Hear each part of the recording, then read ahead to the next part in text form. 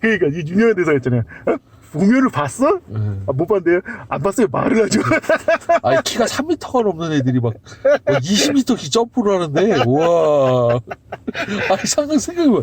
3m짜리 거의 20m씩 막 점프를 하면서 텀블링을 하고 막 쇼를 한다고 써봐. 그러면서 마지막에 토르크 왁토가 하늘에서 나타났을 때 울면서 봤습니다. 울음 내려왔습니다. 아니 20m가 넘는 거대한 새가 와가지고 예. 그냥 공중에서 그 어마어마한 볼거리 아니야. 사실. 그렇죠.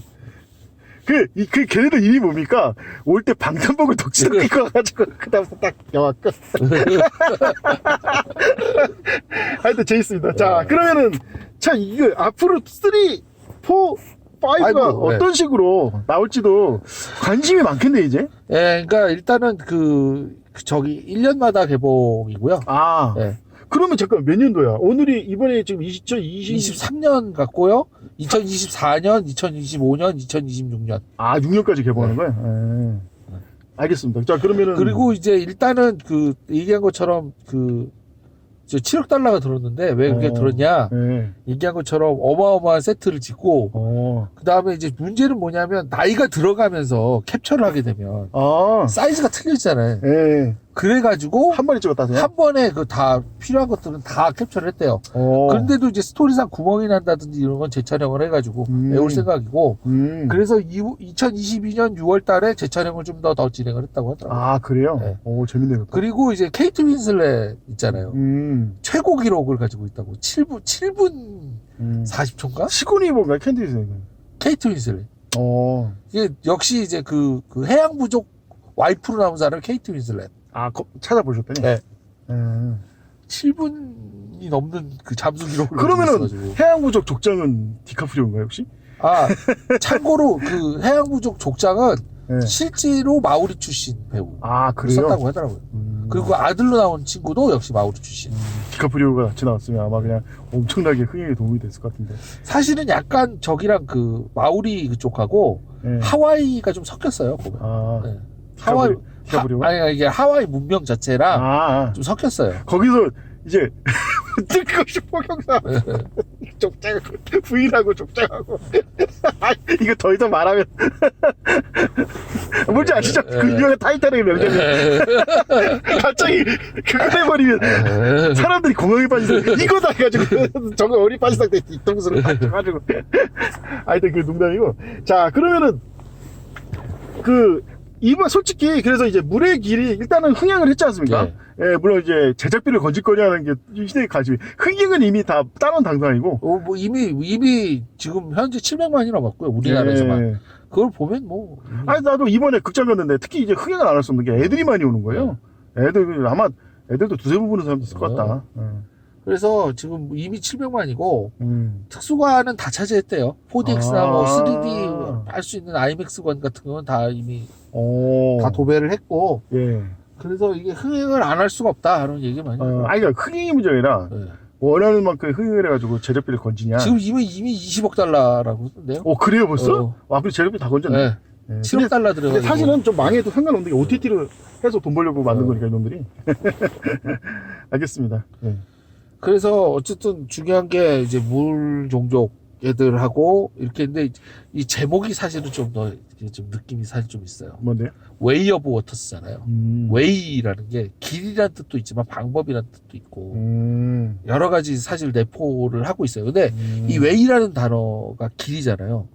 근데 우리나라 말도 길이 무엇에 이르는 길 하면 무조건 도로만 얘기하지 않아요. 우리도 어떤 방법을 얘기하기도 하거든요. 그래서 예를 들어 뭐 선지자가 가야 될 길. 그러면 여기서 선지자는 실제로 존재하는 거라기보다는 개념이잖아요. 그 개념에다가 길을 붙이면 선지자가 되는 방법하고 같이 쓰이잖아요. 네, 그렇죠. 네. 전 세계 언어에 이런 특징이 다 들어있대요. 모든 단어들이 웨이하고, 그러니까 길하고 방법, 과정, 이런 의미를 다 갖고 있대요. 전 세계 언어가. 알겠습니다. 그래서 사실은 이거는 물의 길이라고도 할 수 있지만 물의 법칙, 물의 어떤 물의 절대적인 자연 법칙, 물이 형성되는 방법, 물로 이어지는 과정, 이렇게 해석할 수 있을 여지가 많다 이거죠. 참고로 네. 이번에 그 사실 이제 참 재미난 게 네. 그러고 보면 이제 여기서 한번 좀 번외 얘기를 한다면 네. 제임스 카메론 상당히 CG 성애자라고 할까? 네. 근데 이제 그 제임스 카메론의 명성을 뛰어넘는 사실 현재 상황에서 뛰어넘는 유일한 감독은 이제 놀란 감독인데 네. 정작 놀란 감독 반대요. 네. CG 혐오자예요. 네, 혐오자예요. 네, 그래서 이번에 오펜하이머 찍을 때 사람들이 충격 공포에 빠진 게 예, 진짜 CG를 안 썼다니 CG를 안 썼다는 얘기 듣고서 네. CG를 안 쓰면 뭐 진짜 터뜨린 거야? 진짜 핵 터뜨릴 거야? 그래서 그 말을 듣는 순간 내가 한 가지 엄청난 흥할 만한 영화를 생각하는 거예요. 뭐냐면 네. 오펜하이머가 북한으로 갔다가 그 제작 김정은 감독 이설조 내용이 간단하죠. 미국 정부에 그 요청했는데 불호가 난 거예요. 핵무기 그래가지고 핵무기를 구하겠어. 북한으로 가서 핵무기를 받아온다는. 실제로 네바다 한복판에서 북한산 핵무기를 터뜨리면서 촬영을 했다는. 그렇게 해서 북한산 핵무기를 미국 내부로 안입하려는 그 눈물겨운 노력을 나눈 그러니까 CIA가 발칵 뒤집어져가지고 육해공군을 다 출동하는. 아 지금 슈퍼맨의 슈퍼맨2의 한 장면을 막 동네를 막 미군이 다 포위해가지고 오면 잡아 죽치겠다고 그런 식의 이제 다큐멘터리 하나 생각한 적이 있었는데 왜 이 두 감독의 이 얘가 왜 CG에 대해서 이제 만약 이해가 가는 게 CG가 자꾸 전반적으로 영화질을 떨어뜨리는 경우가 많다. 그러니까 이 터미네이터 2가 CG로서 어떻게 보면 그 명성을 휘날린 영화 아닌가? 아마 그 터미네이터 때문에 CG 시대가 열렸다고 해도 과언이 아닌데. 그렇죠. 근데 생각보다 CG 분량이 적었다고? 네. 네. 제가 전에도 말했지만 이제 역시 제임스 카메론은 딱 그 능력이 대단해요. 작게 쓰고서도 효과를 크게 누리는 마치 막. 그러니까 터미네이터 2, 그러니까 그 에이리언 2가 그렇잖아요. 네, 그렇죠. 실제로 에이리언 모형은 두 대인가 세 대인가밖에 안 만들었대요. 네. 근데 그 영화 본 사람 다들 느끼잖아요.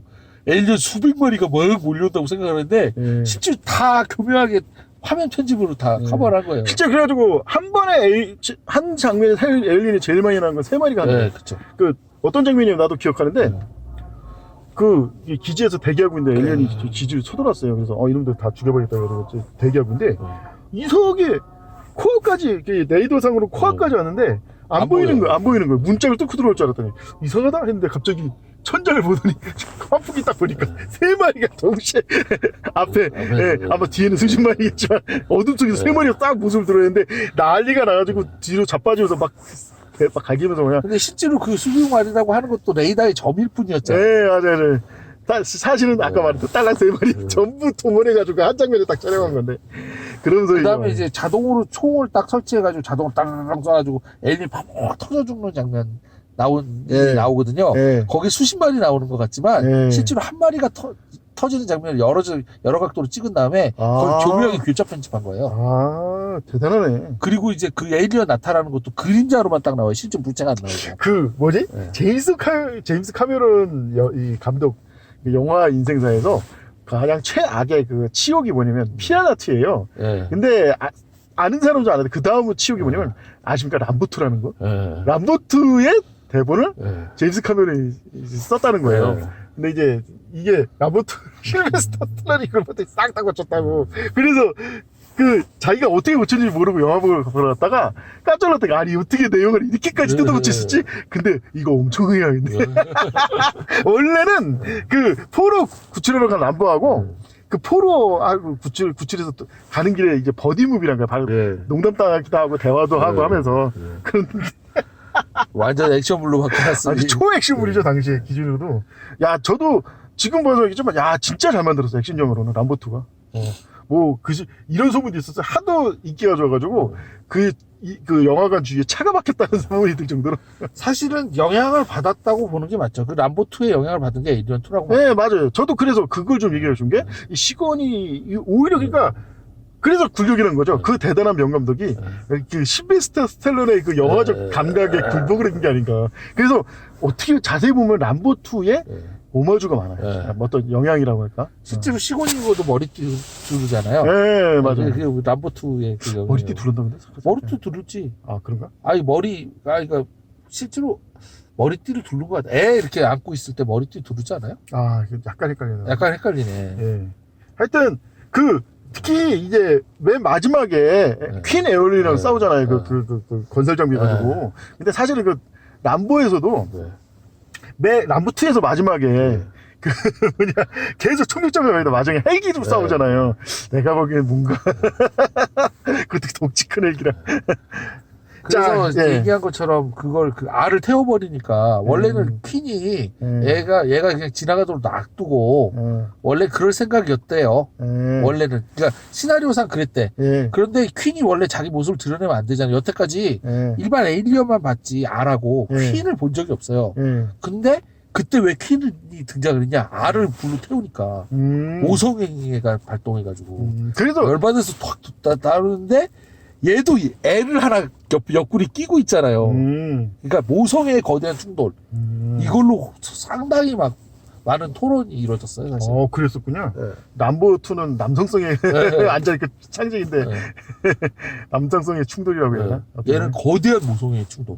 결국 이 알을 낳는 이 에일리언 퀸도 그 알에 대한 모성애가 있다 이거죠. 솔직히 그러고 보니까 아바타도 잘 보면 느껴지는 거 중에 하나가 그때 치욕을 지금까지 갖고 있는 거 아닌가. 왜냐면 아바타 1에서 명장면이 그 나머저기 그 M60을 들고 싸우는 거예요.